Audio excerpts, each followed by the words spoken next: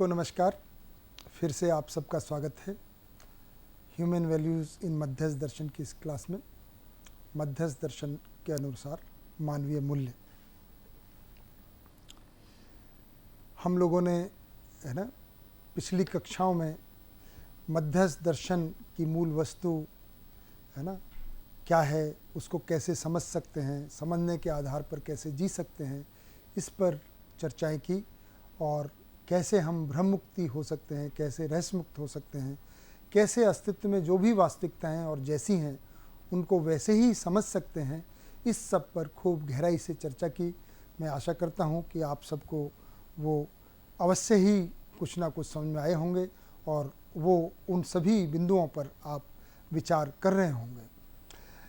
साथ साथ में आपके अंदर ये भी प्रश्न उठते होंगे कि क्या इस वस्तु के आधार पर जो अभी वर्तमान में समस्याएं हैं मानव समाज में, उनका निराकरण हो सकता है। तो इस कक्षा में हम इन्हीं मुद्दों पर चर्चा करेंगे कि मध्यस्थ दर्शन की रोशनी में जो बिंदु आए हैं, जो हमारी समझ बनी है, उनके आधार पर हम कैसे इन जो वर्तमान में जो समस्याओं को हम फेस कर रहे हैं, how we can find solution to those problems. तो let us see one by one, will try to see. तो हमारा ध्यान किन समस्याओं पर अभी जाता है ना। आपने देखा होगा कि अगर वर्तमान स्थिति को देखें तो वर्तमान में व्यक्तिगत अगर समस्याओं को देखते हैं तो आज मानव अकेलापन है ना। अब मानव बड़े बच्चे क्या, आप लोग तो कॉलेज में पढ़ रहे हैं, आप भी कभी कभी बोर होते होंगे। आजकल तो 5 साल के बच्चे भी बोलते हैं मैं बोर हो रहा हूँ, है ना। हमने बचपन में कभी बोरियत शब्द को नहीं सुना, लेकिन है ना, असुरक्षा, इनसिक्योरिटी, तनाव, इनसिक्योरिटी आज के समय में तो सबसे ज़्यादा लगती है। जो हमने है ना राज्य नीति के अंतर्गत सुरक्षा की बात की थी कि अर्थ की सुरक्षा, विद्या की सुरक्षा, उत्पादन की सुरक्षा, आज इनमें से किसी चीज़ की भी सुरक्षा नहीं दिखाई देती है ना। ऋतुएं इतनी बदल रही हैं, वातावरण की भी सुरक्षा नहीं दिखती है। टेंशन तो लगता है कि जीवन शैली बन गई है। निराशा, होपलेसनेस, है ना, निरुत्साह और एक्सट्रीम में सुसाइड प्रवृत्तियाँ और अन्य भी बहुत सारी मानसिक विकृतियाँ हैं जो व्यक्तिगत लेवल पे हम अपने में देख रहे हैं, आसपास देख रहे हैं, अपने ही बच्चे भाई बहनों में देख रहे हैं, माता पिता में देख रहे हैं, है ना। इस तरह की समस्याएं कुछ बढ़ती हुई दिख रही हैं, है ना। परिवार के लेवल पे जाएं तो मन मुटाव तो लगता है कि है ना बहुत छोटी सी चीज़ है। अब एक दूसरे से अविश्वास, दहेज को लेकर उत्पीड़न, तलाक जैसी घटनाएं, आपस में अविश्वास, वैवाहिक हिंसा और भी है ना शिकायत, लड़ाई झगड़ा, बंटवारा, है ना, बहुत सारा पारिवारिक लेवल पे आता है। सामाजिक लेवल पे देखें तो अमीरी गरीबी में भेद बढ़ता हुआ दिख रहा है ना। अभी आजकल की रिपोर्ट्स आपको दिखती ही रहती हैं कि ये बढ़ता हुआ सही जा रहा है। नर नारी में असमानता, है ना, इक्वलिटी, मेल एंड फीमेल, है ना, मैन वुमेन, जाति के आधार पर आर्थिक विषमताएं, जातिगत समस्याएं, सेक्सुअल वायलेंस, यौन हिंसा, करप्शन, ऐसी अन्य और आर्थिक विषमताएं हमको समाज के लेवल पर दिखती हैं। प्रकृति के लेवल पर देखें तो प्रदूषण, है ना, संसाधन का अभाव, lack of natural resources, depletion और ग्लोबल वार्मिंग जैसी समस्याएं। तो ऐसा लगता है कि इस बोर्ड को देखने से आज हम कितनी सारी व्यक्तिगत, पारिवारिक, सामाजिक और प्राकृतिक समस्याओं का सामना कर रहे हैं और इनका सॉल्यूशन नज़र नहीं आ रहा है। तो क्या मध्यस्थ दर्शन की रोशनी में इन समस्याओं से का निराकरण पा सकते हैं? क्या इनसे छुटकारा मिल सकता है? तो इस बात को हम आगे की कक्षाओं में देखते हैं एक एक करके। ये जो क्लास हैं आगे की, है ना, बची हुई क्लासेस, इसमें हमारा क्या सब्जेक्ट मैटर रहेगा। मेरा ऐसा विश्वास है कि आपने जितनी कक्षाएं की हैं, जितने भी अभी तक की ह्यूमन वैल्यूज इन मध्यस्थ दर्शन और उससे पहले भी फाउंडेशन कोर्स किया होगा, तो मुझे आशा ही नहीं बल्कि पूरा विश्वास है कि आप व्यक्तिगत व पारिवारिक समस्याओं का समाधान पूर्व कोर्स अथवा इस कोर्स के दौरान संबोधित हो गए होंगे कि किस तरह से हम व्यक्तिगत और पारिवारिक, है ना, कैसे अपने में उत्साहपूर्वक, सुखपूर्वक, शांतिपूर्वक और परिवार में शिकायत मुक्त, है ना, संबंधों में हम मूल्यों के पूर्वक जी सकते हैं, शिकायत मुक्त, गिला शिकवा शिकायत मुक्त, है ना, मिलकर तालमेल के साथ जी सकते हैं, इसके समाधान मिल गए होंगे। यहाँ से आगे की कक्षाओं में हम सामाजिक व प्राकृतिक समस्याओं के निराकरण का चर्चा करेंगे। सिद्धांत एक ही है, समस्या कुछ भी हो, है ना, सिद्धांत का महिमा ये होता है कि वो छोटे से छोटे में भी काम करता है और बड़े से बड़ी जगह पे भी काम करता है। जैसे थर्ड लॉ ऑफ मोशन है ना, उसके आधार पे एक छोटा सा बैलून भी जब हवा निकलती है तो आगे भागता है, और उसी सिद्धांत के आधार पे एक रॉकेट जो नासा या इसरो भेजते हैं वो उसी सिद्धांत पे काम करता है। तो सभी समस्याओं का मूल में मानसिकता है, और मानसिकता के मूल में समझ या भ्रम है ना, या तो भ्रम है, रहस्यता है, या रहस्य मुक्ति है, या समझ है। तो सिद्धांत इतना ही है कि जो भी समस्याएं हैं वो समझ के अभाव, समाधान के अभाव से है। और यहाँ पे क्या सूत्र प्रस्तुत किया गया है कि समझ से समाधान और समझ की पूर्णता के अभाव में ही समस्याएं हैं। तो किस तरह से हम अगर समझ जाते हैं, जो कि हमने पिछली कक्षाओं में, है ना, मध्यस्थ दर्शन की रोशनी में अस्तित्व में जो वास्तविकताएं हैं, मानव क्या है, मानव का प्रयोजन क्या है, मानव में सुख क्या चीज़ है, सुखी कैसे हो सकता है, संबंध क्या है, प्रकृति क्या है, इन सब को हमने समझा है। अब ये मानकर कि आप तक कुछ समझ पहुंच ही गई है, तो उस समझ के प्रकाश में है, और उस समझ की पूर्णता में जो हमारी मानसिकता में परिवर्तन आता है, और उस मानसिकता के आधार पर जब हम व्यवहार और कार्य करने जाते हैं तो ही हम समाधान पूर्वक जी पाते हैं। तो इस सिद्धांत के साथ अब हम इस समझ को अप्लाई करेंगे जो अभी की हम समाज और प्रकृति के स्तर पर समस्याओं को देख रहे हैं। एक जो समस्या हमने जैसे जिक्र किया, जीने में आती है नर नारी में समानता। ये जब से भी मानव इस धरती पर है बड़ी समस्या रही है, और हमारी माताओं बहनों को, है ना, कष्ट का कारण रहा है कि उनको इक्वल नहीं माना जाता है ना, उनको समान, पुरुष प्रधान समाज है, पुरुष प्रधान सरकारें हैं, पुरुष प्रधान सामाजिक संस्थाएं हैं, ऐसा देखा ही गया है। और हम जिस इतिहास से गुजरे हैं, कहीं पे स्त्रियों को वोट देने का अधिकार कुछ दिन पहले ही मिला कुछ देशों में, तो और है ना, इस तरह से बहुत सारे अधिकार कुछ देशों में अभी भी नहीं है। उन देशों को गिनने का यहाँ लक्ष्य नहीं है, ये हम सब जानते हैं, हमारे सबके संज्ञान में है कि अधिकतम समुदाय स्त्रियों को सेकंड रेटेड सिटीजन ही मानते हैं, और कुछ जगह तो उनको मानव ही नहीं मानते।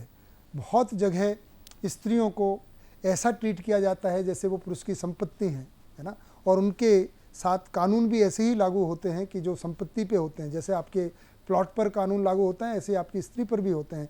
ऐसे कई सारे देश हैं, बहुत सारे कानूनों का यही हाल है।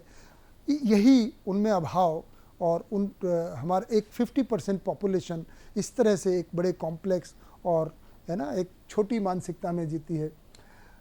कई सारे विचार हैं समाजों में कि पुरुष और स्त्रियों में मौलिक अंतर की मान्यता बनी हुई, कि कुछ लोग कहते हैं कि स्त्रियों में बुद्धि की कमी नहीं है, कुछ धार्मिक ग्रंथ भी इसका सपोर्ट कर देते हैं, कुछ कहावतें भी बनी हुई हैं कि किसी की अक्ल कहीं होती है, किसी का कुछ कहीं होता है। कुछ लोग ये मानते हैं कि उनमें तो मैथमेटिक्स नहीं पढ़ सकती, दिशा का ज्ञान नहीं होता है ना, और यहाँ तक कोई किताब बोलती है कि लगभग डिफरेंस इतना ज़्यादा है कि जैसे पुरुष व स्त्री किसी अलग अलग ग्रह से आए हों, है ना। तो इसके बावजूद क्योंकि ये समस्या इतनी बड़ी है, तो समानता के प्रयास तो होते रहें कि कैसे नर नारी में समानता को लाया जाए, किस तरह से उनमें इक्वलिटी की फीलिंग आ जाए। और उन प्रयासों को अगर देखें तो प्रयासों को हम शारीरिक क्रियाओं के आधार पर ही कर रहे हैं अभी तक भी। जैसे जिन खेल कूद में उनकी भागीदारी नहीं है उनमें भी दें, है ना। अच्छा, आदमी का ही अधिकार थोड़ी है कि वो जूडो और बॉक्सिंग करे, स्त्रियां भी करें, वो भी लड़ें एक दूसरे से, है ना। उद्योगों में भागीदारी की जाए, यहाँ तक कि अगर अभी तक ज़्यादातर युद्ध इतिहास में पुरुष ही करते रहे हैं, तो अब महिलाओं को भी युद्ध में लाना चाहिए, वो भी लड़ाई करें, आपस में घर में ही लड़ाई नहीं करें, देशों में भी मिल के लड़ाई करें। तो ये कोई समानता का आधार, इस आधार पर हम सोच रहे हैं, है ना। उनकी पे इक्वल हो जाए, अभी भी इसके लिए हमारी, है ना, सभी माताओं बहनों को झगड़ा करना पड़ता है, बहुत सारे मूवमेंट करने पड़ते हैं, है ना।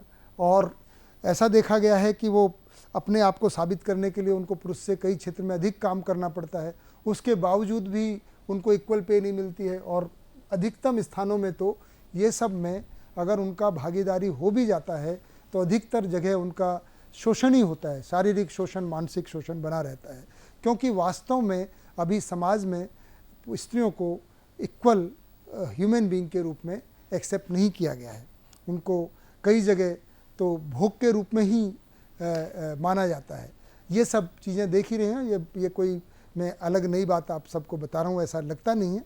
ये सब समस्या के रूप में हमारे सामने है। इसकी यदा कदा इस पर सेमिनार होते रहते हैं, अखबारों में इसके ऊपर लेख आते रहते हैं, किताबें छपती रहती हैं, उपन्यास छपते रहते हैं। तो हम अब सही आधार को मध्यस्थ दर्शन की रोशनी में देखते हैं कि समानता का आधार क्या है। शारीरिक क्रियाओं के आधार पे, है ना, we don't have to seek equality either on the basis of body, neither on the basis of negativity, कि भाई लड़ाई में भी समानता हो, ये कोई समानता का आधार नहीं है। या ये कि पुरुष ही घर से बाहर जाकर ऐश करता है तो स्त्रियों को भी अधिकार है, ये सब नेगेटिविटी में। We are trying to seek equality in negativity, है ना। जैसे कि कुछ लोग, है ना, कि सभी गरीब हो जाएं तो समान हो जाएंगे, कि गरीबी में समानता नहीं है ना, वहाँ पे समृद्धि में समानता है।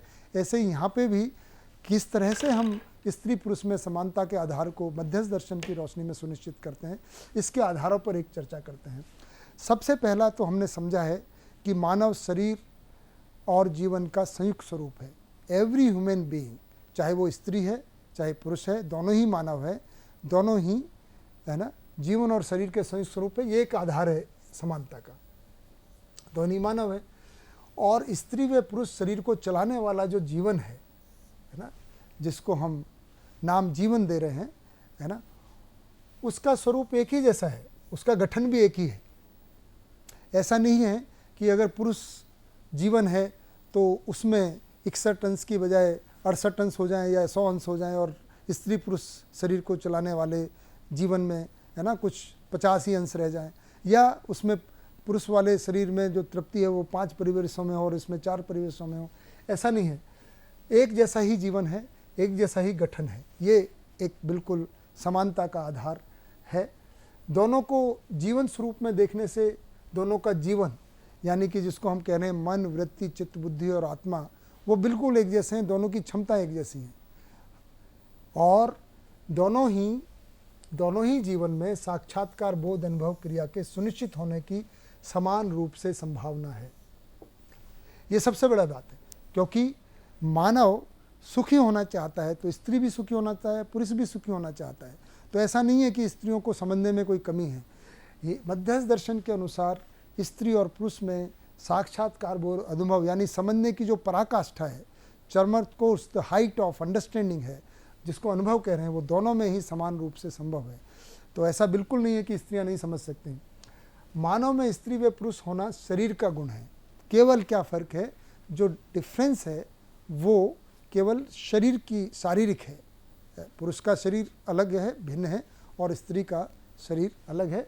जीवन में समान रूप है।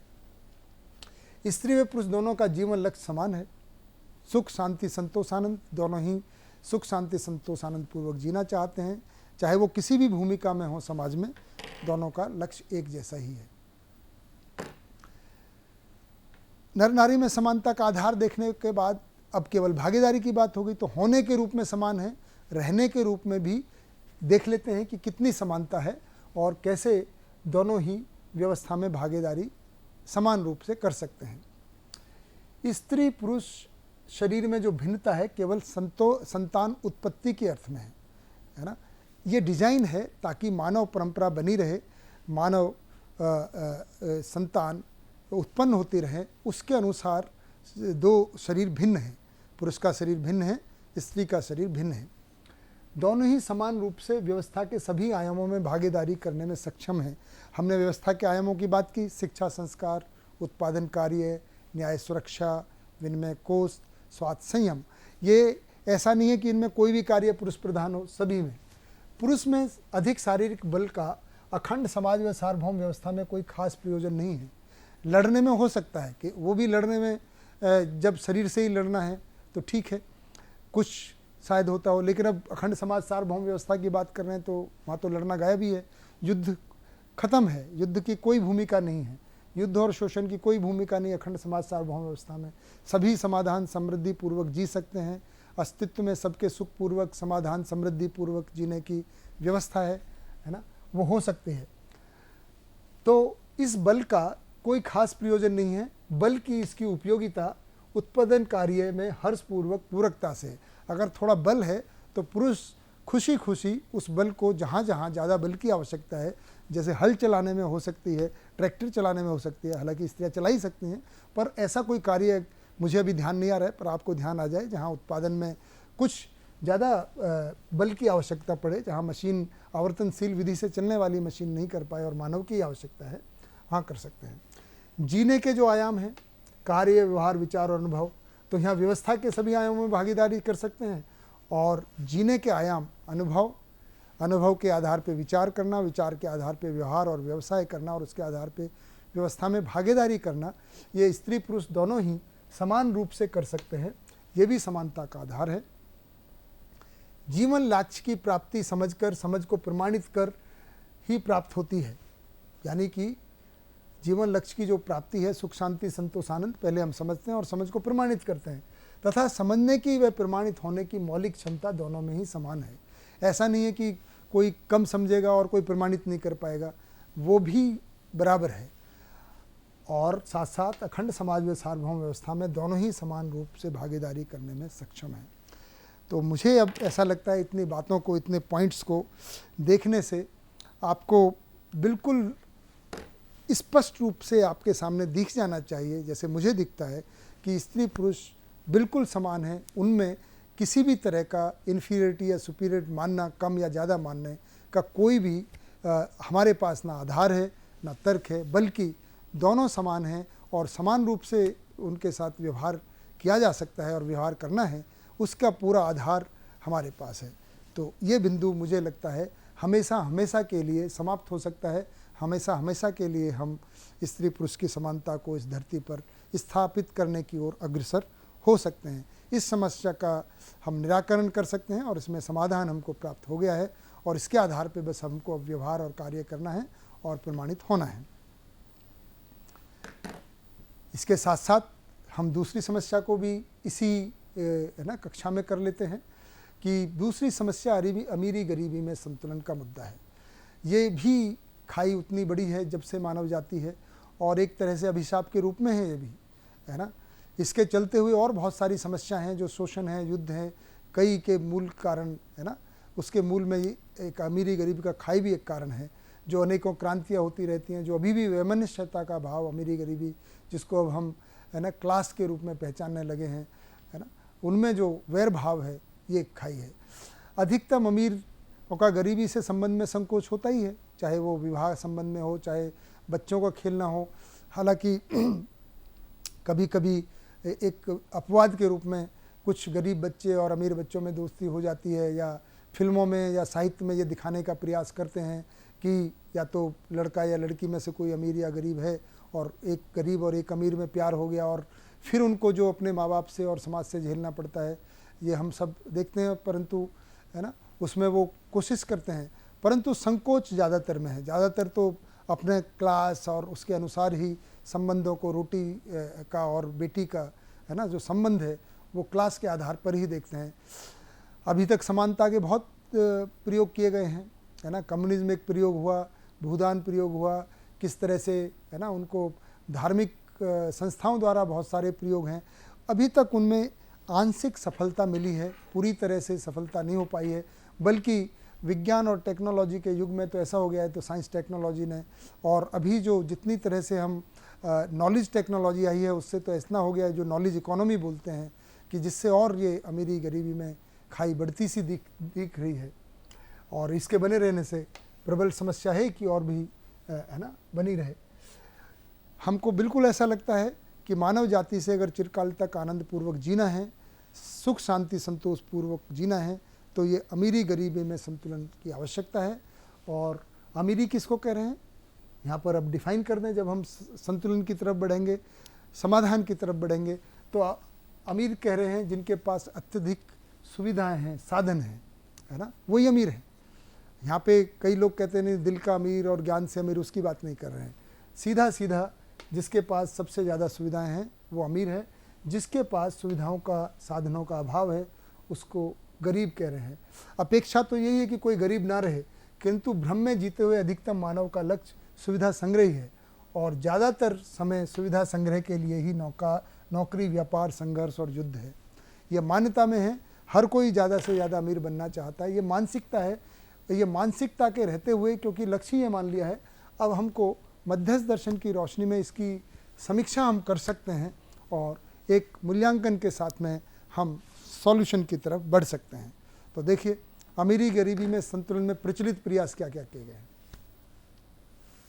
जो प्रचलित प्रयास किए गए उनसे ज़्यादा से ज़्यादा जो प्रयास हैं अभी व्यक्तिगत प्रयास, गरीब से अमीर की, कोई गरीब है तो वो अमीर बन जाए और अमीर है तो और अधिक ही अमीर बन जाए, परंतु अमीरी का कोई तृप्ति बिंदु नहीं है। कितनी सुविधाओं से मनुष्य तृप्त हो सकता है, ऐसा किसी से कोई प्रमाण नहीं मिला है। समाज और शासन गरीबी रेखा से ऊपर, जो कि अनिश्चित है अपने आप, वो भी ये प्रयास कर रहे हैं कि जो गरीब हैं कम से कम गरीब रेखा से ऊपर उठ जाएं, है ना, साधन उनको सभी को उपलब्ध हो जाएं, इसका बहुत प्रयास कर रहे हैं। उपरोक्त असफल प्रतीत होता है, किंतु पिछले दशकों में कई गुना उत्पादन बढ़ने के बावजूद अमीरी भी गरीबी में अंतर बढ़ता हुआ लगता है। इसको खत्म करने के लिए मुख्य विचार संतुलन हेतु वर्तमान में जो मुख्य विचार है इसको देखते हैं कि विकास दर जीडीपी को बढ़ाकर, ये अभी इकोनॉमी का फंडा है कि भाई हम ज़्यादा से ज़्यादा जीडीपी को बढ़ा देंगे, ज़्यादा से ज़्यादा चीज़ें उत्पादन कर लेंगे तो अधिक वस्तुएं उत्पादन करेंगे तो लोग गरीबी रेखा से ऊपर आ जाएंगे, कुछ तो पहुंचेगा, है ना। लेकिन हो क्या रहा है, पिछले कई दशकों में हमने साइंस टेक्नोलॉजी से जीडीपी कई गुना बढ़ गई हैं, वस्तुएं हम कह रहे हैं खाने पीने की चीज़ें 2.5 गुना पैदा हो रही हैं, बहुत सारी चीज़ों से, है ना, शोरूम और बढ़े हुए हैं, लेकिन उसके बावजूद भी अमीरी गरीबी में अंतर बढ़ता हुआ सा लगता है। इसके साथ एक और समस्या है, अगर हम जो वर्तमान में जीडीपी वाला मॉडल है इसके आधार पर अधिक उत्पादन करके अगर इसको ख़त्म करना चाहते हैं तो ये मुझे तो नहीं लगता है, मध्यस्थ दर्शन की रोशनी में जब जानते हैं और सामान्य ज्ञान से भी इसको जांचने जाते हैं तो जीडीपी को कितना बढ़ाएंगे, क्योंकि सारी जीडीपी तो पृथ्वी से ही, जो नेचुरल रिसोर्सेज हैं उसी से आती है, उसी से उत्पादन होते हैं। सबसे पहली तो ये है कि पृथ्वी का आकार निश्चित है ना, पृथ्वी का आकार निश्चित होने से जीडीपी का निरंतर बढ़ते रहना लगभग असंभव है। हालांकि फिर प्रयास कर रहे हैं कि चलो चांद पे चलते हैं, मंगल पे चलते हैं, फिर भी वहीं जाके वही करेंगे, वहाँ से मिनरल ले आते हैं, परंतु उसके बावजूद भी अगर अभी तक के हम प्रयासों की और उनके फल परिणामों के रिजल्ट्स की समीक्षा करते हैं तो इतना जीडीपी के बावजूद भी जितना गरीबी में कमी आई हो वैसा नहीं दिखता है, बल्कि अमीरी गरीबी में जो फ़र्क है वो बढ़ता हुआ सा लगता है। ज़्यादा सक्षम लोग ही जो भी ज़्यादा उत्पादन होता है उन पर अधिकार कर लेते हैं। अधिक उत्पादन के बावजूद भी लोग वस्तुओं से वंचित हैं। और दूसरा सीधा संबंध है कि अत्यधिक उत्पादन अगर करने जाते हैं तो अधिक ऊर्जा का खपत चाहिए, कंजम्पशन ऑफ एनर्जी, और उससे और पॉल्यूशन बढ़ेगा। तो ये सॉल्यूशन, है ना, लग नहीं रहा है कि ज़्यादा से ज़्यादा बढ़ाकर जीडीपी बढ़ाकर हम गरीबी अमीरी में फ़र्क कम कर देंगे। जो मॉडर्न इकोनॉमिक्स का जो सॉल्यूशन है वो उससे ख़त्म होता हुआ नहीं दिखता है। मध्यस्थ दर्शन की रोशनी में क्या विचार बनता है, क्योंकि हमने कहा कि मूल में तो मानसिकता है और मान्यताएं हैं जिसकी वजह से समस्याएं पैदा होती हैं। तो मूल कारण क्या है गरीबी अमीरी का, किस मूल मानसिकता की वजह से ये फ़र्क बढ़ता चला जा रहा है। पूर्व मान्यतावश व आधुनिक समाज द्वारा अनुमोदित कि हम भ्रमवश सुविधा को ही सुख मानते हैं। तो देखिए, मूल में मान्यता क्या है कि मैं शरीर हूँ और संवेदनाओं से ज़्यादा कंजम्पशन करके, ज़्यादा कंज्यूम करके जड़ वस्तुओं का, भौतिक रासायनिक वस्तुओं का ज़्यादा खाऊंगा, ज़्यादा पीऊँगा, है ना, और अनेक तरह की वैरायटी खाऊंगा, अनेक तरह की वैरायटियों को पीऊँगा, ज़्यादा तरह के प्रोडक्ट बना लूँगा, है ना, फाइन प्रोडक्ट बना लूँगा जिनको भी हम फाइन मानते हैं, उनको बनाकर उनको कंजम्पशन करने से ज़्यादा संवेदनाओं को, सुविधाओं को भोगने से मैं सुखी हो जाऊँगा, क्योंकि मूल में शरीर माना हुआ है ना। बोलते ज़रूर रहते हैं कि आप तो आत्मा हैं, लेकिन जो हमारे कार्यक्रम के मूल में मान्यता है, सुखी होने का जो ढांचा है वो ज़्यादा से ज़्यादा, है ना, सुविधाओं का है। अब इस मूल मान्यता के चलते, और ये अभी समाज से भी स्वीकृत है और शिक्षा में ऐसे ही बताया जा रहा है कि more you consume more is good, ऐसा तो अब एडवर्टाइज भी करने लग गए हैं, मोर इज़ गुड, है ना। तो ज़्यादा से ज़्यादा कंज्यूम, ज़्यादा से ज़्यादा इकोनॉमी बढ़ेगी और फिर हमको लगता है नहीं तो अनएम्प्लॉयमेंट चला जाए। तो we have got into the vicious cycle कि ज़्यादा कंज्यूम करना क्यों आवश्यक है, क्योंकि ज़्यादा रोज़गार बढ़ेंगे तो ज़्यादा रोज़गार बढ़ने से ही तो गरीबी जाएगी, परंतु उससे फिर प्रदूषण होता है, तो it's a vicious cycle we have got into. तो फिर दूसरा मूल कारण समझ के अभाव में ब्रह्म मानव में भय, चिंता, पीड़ा इत्यादि का होना, जिसके फलस्वरूप मानव में स्वयं में खालीपन, बोरियत, सुरक्षा को महसूस करता है। तो एक तो ये बड़ा भ्रम यही है कि सुविधा को सुख मानना, उसके साथ साथ इससे सुख मिलता नहीं है, तो अपने में भय, चिंता, पीड़ा बने रहते हैं और खालीपन बना रहता है, बोरियत रहता है। इसके अभाव में संबंधों में भी लड़ाई झगड़ा और गिला शिकवा शिकायत बना रहता है, जिससे ये एकाकीपन और असुरक्षा परिवार के प्रत्येक सदस्य में चरम सीमा पर पहुंच जाता है। ये साइकिल है। ऐसा करने से इस अभाव को दूर करने के लिए मानव सुविधा संग्रह में लिप्त होता है और प्रत्येक मानव दूसरे मानव का शोषण करने के लिए विवश होता है, अधिक से अधिक संग्रह करता है। इसीलिए अब जब मूल में शोषण है ही, है ना, और ऐसी हमने मान्यता भी बना ली है कि बड़ी मछली तो छोटी मछली को खाती है, जबकि इस दर्शन की रोशनी में हम समझ गए कि ऐसा कुछ नहीं है। बड़ी मछलियाँ और छोटी मछलियाँ हमेशा से बनी रही हैं, उनका भोजन होते हुए भी, है ना, और अस्तित्व में उपयोगिता और पूरकता है और सभी संतुलन पूर्वक जी सकते हैं। ये हमने ऐसी कुछ मान्यताओं को, जो कि हम शिक्षा के द्वारा भी आगे बढ़ा रहे हैं, मूल रूप में हमारे डिजाइन में ही अमीरी गरीबी का डिफरेंस बना हुआ है, उसके पीछे लगे हुए हैं।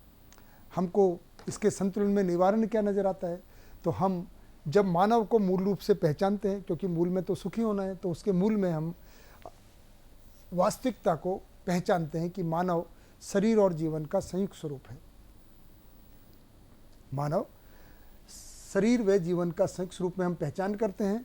समझ पूर्वक मानव लक्ष्य व जीवन लक्ष्य की पहचान करते हैं, जो कि हम इस कक्षा में करते रहे। धर्मपूर्ण विचार, न्यायपूर्ण व्यवहार पूर्वक जीकर प्रमाणित होने में निष्ठा हो जाती है।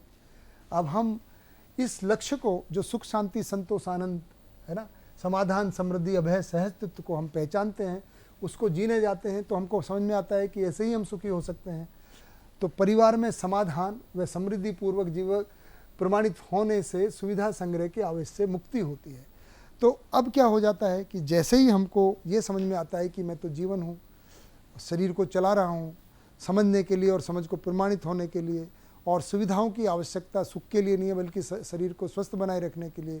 सुख तो मैं समाधान समृद्धि पूर्वक जीकर प्रमाणित करूँगा, व्यवस्था में भागीदारी करूँगा। ऐसा जब समझ में आता है, ये मानसिकता में परिवर्तन होते ही हमारी आवेशों से मुक्ति हो जाती है और उसमें सुविधा संग्रह का जो आवेश है, लाभोन्माद है ना, भोगोन्माद है, उससे मुक्ति होती है और हम इस आवेश से मुक्त हो जाते हैं। तो फिर आवश्यकताओं की पहचान होने लगती है। आवश्यकताएं निश्चित व आपूर्ति के लिए प्रकृति में साधन पर्याप्त होने की आश्वस्ति होती है, तो हम संग्रह करना और शोषण करना बंद कर देते हैं। जैसा ऐसा होता है तो अमीरी होने के दबाव से मुक्त हो जाते हैं। अभी तक हम अमीर होना चाहते थे क्योंकि हमने साधनों में सुख माना हुआ था, अब सुख तो है ही नहीं उनमें। जब ये पता चला गया तो फिर क्यों अमीर बनना चाहेगा कोई, फालतू में झंझट क्यों लेगा। अभी झंझट बन रहा है क्योंकि उसके साथ सम्मान जुड़ा हुआ है, सुख जुड़ा हुआ है। जैसे ही ये पता चला कि भाई केवल खाने पीने को चाहिए, शरीर स्वस्थ बना रहे, ऐसा नहीं है कि लंगोटी में जीना है, कम में जीना है, कम में जीने की बात नहीं है, हमको समृद्धि में जीना है, आवश्यकता से अधिक। आवश्यकता से अधिक मतलब सुविधा संग्रह नहीं, बल्कि जितना हमारी आवश्यकता है उतना हमारे पास प्रकृति में साधन पर्याप्त हैं, वो अस्तित्व में बना ही हुआ है, समृद्धि अस्तित्व में ही है, हमको उतना ही उत्पादन करना है। और समृद्धि का मतलब ही है कि जितनी आवश्यकता है आवर्तनशील विधि से निरंतर पूरी होती रहें। मानव लक्ष्य प्रत्येक स्तर पर स्वीकृत होने पर, अब जब सभी मानव लक्ष्य को स्वीकार कर लेंगे तो क्या होगा, शासन और व्यवस्था द्वारा प्रत्येक परिवार को साधन उपलब्ध कराना तथा समझ तथा उत्पादन की शिक्षा को प्रदान करने का एक मूल कार्यक्रम बनता है, जो हमने राज्य नीति में चर्चा की थी। खैरात बांटना है ना, लोगों को अपने ऊपर आश्रित बनाए रखना वोटों के लिए, वो कार्यक्रम सरकारों का या शासन का नहीं है ना, बल्कि व्यवस्था का कार्यक्रम है कि सभी अपने आप स्वतंत्र हो पाएँ, स्वायत्त हो पाएँ, उनके पास साधन रहें। समाधान समृद्धि पूर्वक जीने में ही अमीरी गरीबी का संतुलन है। तो समाधान और समृद्धि पूर्वक जी पाएंगे, उसमें ही अमीरी गरीबी का संतुलन बनेगा। और सबसे बड़ी बात होगी, जैसे ही हम समझते हैं समाधान हमारे पास होता है, अमीर बनने का जो आवेश खत्म हो जाता है, वो तो जो साधन उससे फिर हम निकल कर आते हैं, वो साधन जिनके पास साधनों का अभाव है, गरीबों का अभाव है, उनके पास स्वतः ही चले जाएंगे और उसके लिए ही जो व्यवस्था है, जो शासन है, उसमें भागीदार करेगा, इससे अमीरी गरीबी में संतुलन बनने के लिए पूरा का पूरा हमारे पास, है ना, एक अवसर है। ये मानसिकता में इस समझने से जो अवसर आएगा, सभी समझेंगे, तो हम पाएंगे कुछ ही वर्षों में अमीरी गरीबी की में समानता की ओर अग्रसर, का मतलब सभी समाधान समृद्धि पूर्वक जीने की ओर अग्रसर होते चलेंगे। तो थोड़ा सा गृह कार्य कर लेते हैं। हमने जो बातें की उस पर हम कितना, है ना, विचार करते हैं। अब स्त्री पुरुष में समानता के आधार को समझकर आप अपने व्यवहार में क्या परिवर्तन देखते हैं? अब आप अपने में विचार करें। अभी तक जो आप अपने भाई बहनों के साथ, है ना, माताओं के साथ, भाभियों के साथ, दीदियों के साथ कैसा व्यवहार करते रहे हैं और अब कैसा करेंगे, वो क्या परिवर्तन होगा? पारिवारिक निर्णय लेने में क्या प्रक्रिया अपनाते हैं, है ना? अभी परिवार को पुरुष प्रधान माना गया है कि वही सब आर्थिक निर्णयों के जिम्मेदारियां उन्हीं पर हैं।